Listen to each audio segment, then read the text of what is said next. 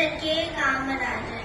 He was born on July 15, 1903 in Virudunagar. Kamarajar had a very humble beginning following the early loss of his father. He had to drop out of school to support his family. Kamarajar served as the Chief Minister of India from 1954 to 1963. அனைவருக்கும் இனிய காலை வணக்கம். என் பெயர் விதுலாஸ்ரீ. நான் 4ஆம் வகுப்பு படிக்கின்றேன். இன்று நான் காமராஜர் பற்றி சில வார்த்தைகள் பேச விரும்புகின்றேன். காமராஜர் அவர்கள் 1903ஆம் ஆண்டு ஜூலை 15ஆம் தேதி விருதுநகரில் பிறந்தார். அவரை கர்ம வீரர் என்றும் பெருந்தலைவர் என்றும் மக்கள் அன்புடன் அழைக்கின்றார்கள்.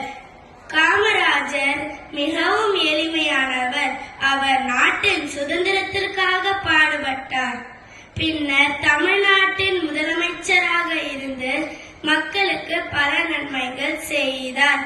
ஏழை மாணவர்களும் பள்ளிக்கு சென்று படிக்க வேண்டும் என்பதற்காக